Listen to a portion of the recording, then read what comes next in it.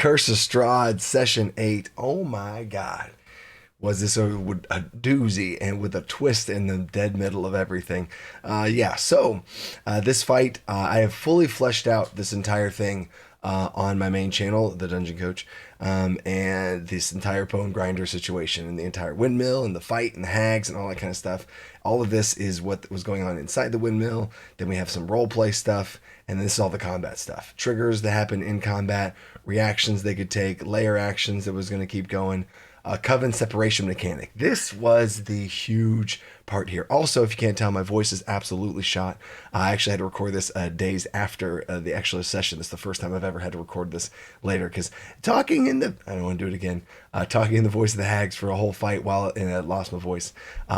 So anyway, but it's all worth it. It's all worth it. That's what Dungeon Masters got to do, baby. This was the thing that got them. They never figured out the separation mechanic. And if they did, they would have won. They would have won, actually. They would have pulled this crazy feat off. This was designed to be a fight that was too much for them. They're level 4, right? But it was not designed to be a TPK because, we keep going here, these are the defenses. They had a bunch of stuff they could do with their actions and stuff. That's a whole nother topic to talk about.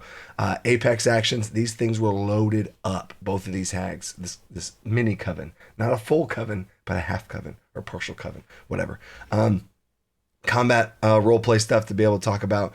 And if the PCs were losing, this is what they were going to do. If the hags were losing, this is what they were going to do, and all that kind of stuff, right? So basically, the PCs were losing. They start offering them bargains. They start offering them all these types of things. And I had full preparations for if some of the party escaped and some of the party got captured, and a TPK, right? Which in this case, excuse me, a TPK was not going to be an actual total party kill. It was going to be a kidnap.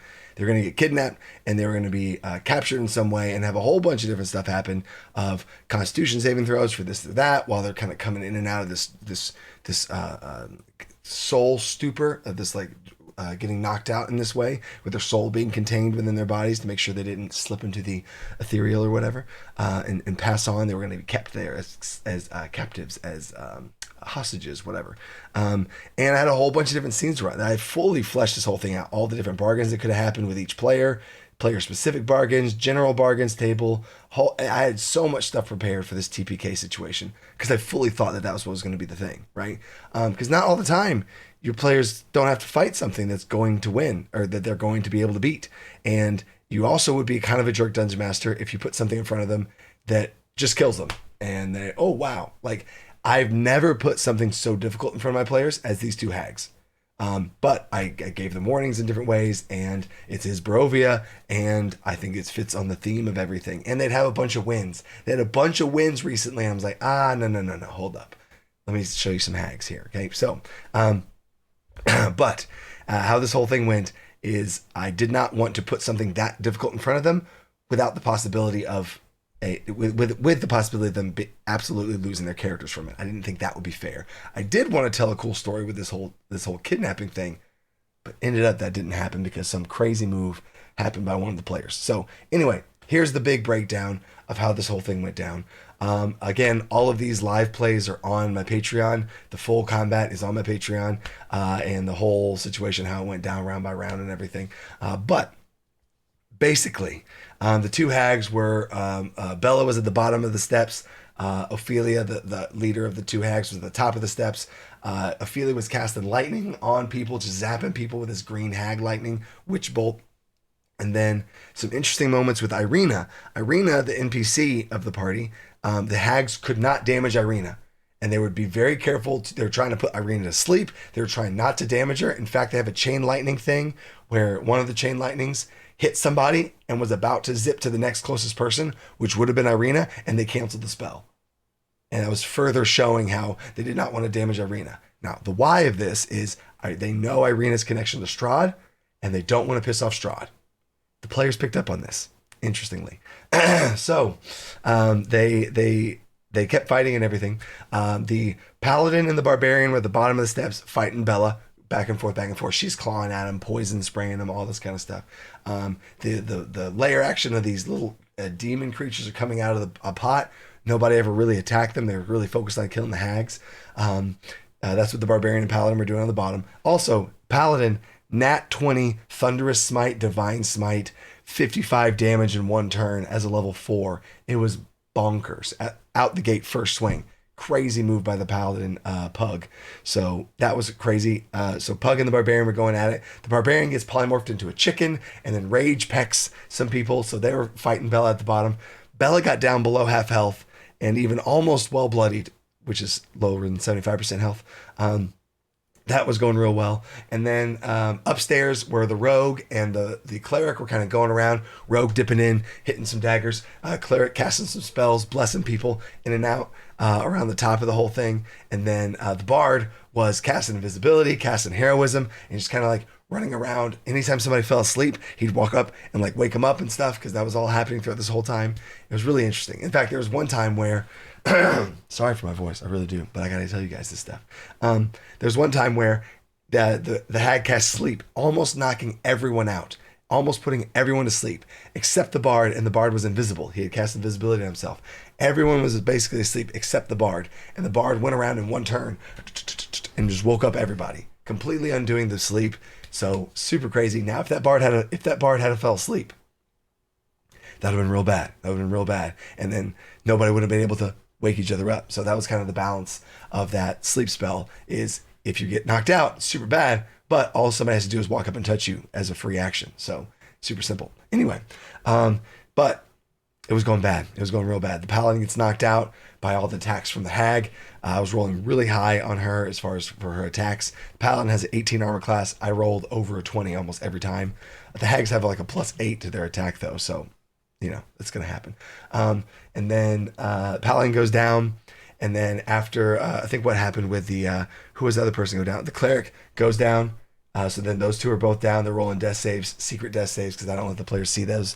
That's something I'm doing for this campaign. Hags keep offering the bargains, Things are turning south. And there's a point where there's only 3 players up out of 5, and the NPC, if you want to count them.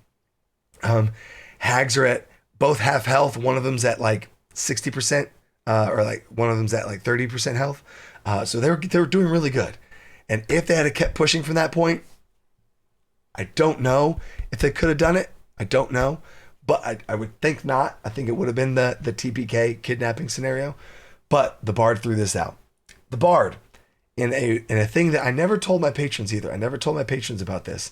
This is a interesting insight. There is, I had talked with the player, and I sent him some individual video messages about Strahd reaching out to them.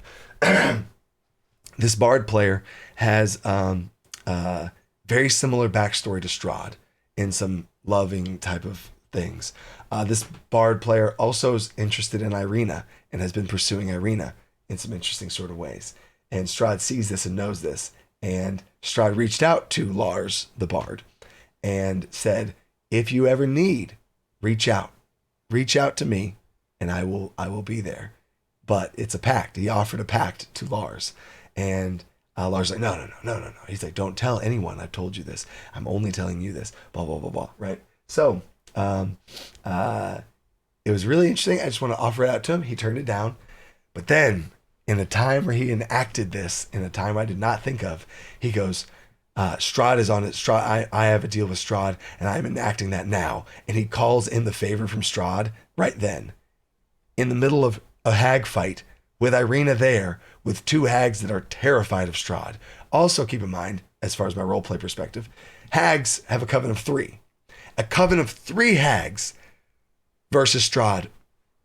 If they had this jump on him, if they had the surprise, if they had the edge of advantage, maybe if they had some other help, they could take down Strahd. Maybe. But they would need to be 3 hags and some more help from the players. That, okay. You know what I'm saying? Because Strahd's that deadly, Strahd's that crazy, all that kind of stuff, right? These hags are down a member. They don't have the 3rd member of their coven. They know they stand no chance against Strahd. Their game plan is to fix their coven, get the 3rd member back, which is a whole nother mechanic of how that happens, and then they'll take on Strahd again. But not like this. They are too weak right now. So as soon as he says Strahd and you have a deal, he's like, what do you mean? And they didn't believe him. And I asked him, I was like, are you really enacting this? And he said, yeah. I was like, okay. Mist, like the lands of Barovia, mist comes out beneath your feet, swirls around you, lifts up your body. The mist passes over you, and you now are wearing the clothes in the same similar visage of what Strahd would be wearing. And the witches cower, and they, what? And then they look, and they do a spell, a scrying spell, and they see that, no, he's telling the truth. Strahd is on his way. Wait a second. And then they completely backpedal. No. Listen. We'll keep your friend. And it was really a crazy power move. But man, now that player has enacted on the pact between him and Strahd, tying him together with the BBEG of this campaign. So they lost the hag fight, and the cost of that, instead of, hit points or damage or whatever, the stakes were different. The stakes are now one of the players has a pact with the devil. They've literally made a deal with the devil now.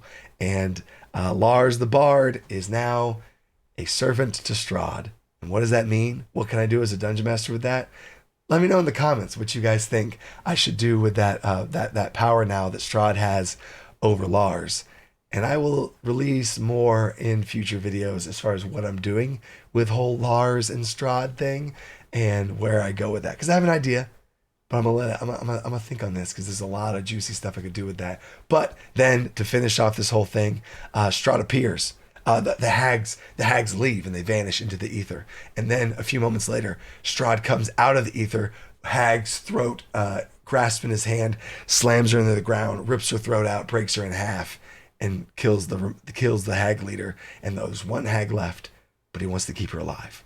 And so that was a big display of power that he just straight up killed one of the hags like that. And then, you're welcome.